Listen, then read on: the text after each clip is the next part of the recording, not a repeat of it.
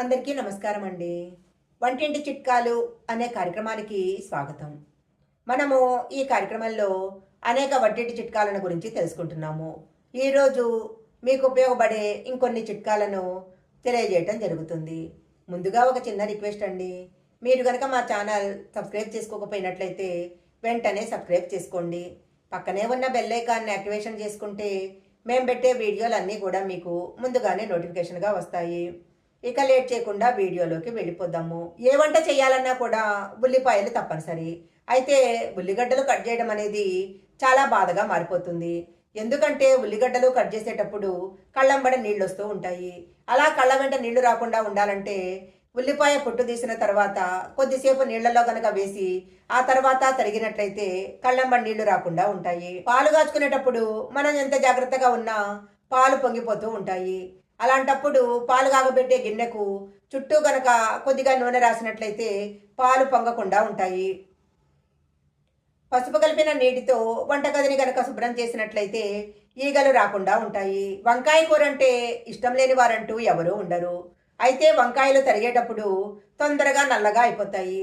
అలా వంకాయలు నల్లగా కాకుండా ఉండాలంటే ఒక గిన్నెలో నీరు తీసుకొని అందులో రాళ్ళుప్పు వేసి వంకాయ ముక్కలు తరిగి అందులో వేసినట్లయితే నల్లగా కాకుండా ఉంటాయి. ఇంట్లో ఈగల బెడద ఎక్కువగా ఉన్నట్లయితే కొద్దిగా పసుపు కలిపిన నీటిని వంటగది ప్లాట్ఫారం మీద సింకులో కనుక చల్లినట్లయితే ఈగలు రాకుండా ఉంటాయి. ఒక్కొక్కసారి పప్పు వండుకునేటప్పుడు ఉడకకుండా ఉంటుంది. అలాంటప్పుడు మనం పప్పు చేసుకునే సమయంలో కొద్దిగా నూనె గనక పప్పులో వేసినట్లయితే పప్పు త్వరగా ఉడుకుతుంది. అన్నము తెల్లగా మల్లెపువ్వులా రావాలంటే అన్నం వండుకునేటప్పుడు ఒక స్పూన్ నూనె కనుక అందులో వేసినట్లయితే అన్నం తెల్లగా వస్తుంది. కాకరకాయ కూర చేసుకోవాలని చాలామందికి ఉంటుంది. ఎందుకంటే కాకరకాయ ఆరోగ్యానికి చాలా మంచిది. అయితే కాకరకాయలో చేదు ఎక్కువగా ఉండటం వలన చాలామంది కాకరకాయను ఇష్టపడరు.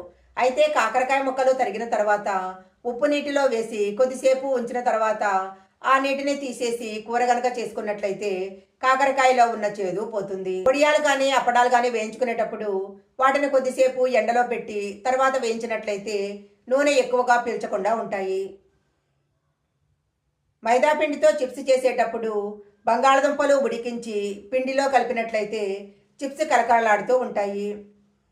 మైదా పిండితో చిప్స్ చేసేటప్పుడు బంగాళదుంపలు ఉడికించి పిండిలో కలిపితే చిప్స్ కరకరలాడుతూ ఉంటాయి. వెల్లుల్లిలో కలిపి బంగాళదుంపలు ఉంచినట్లయితే చాలా రోజులు తాజాగా ఉంటాయి.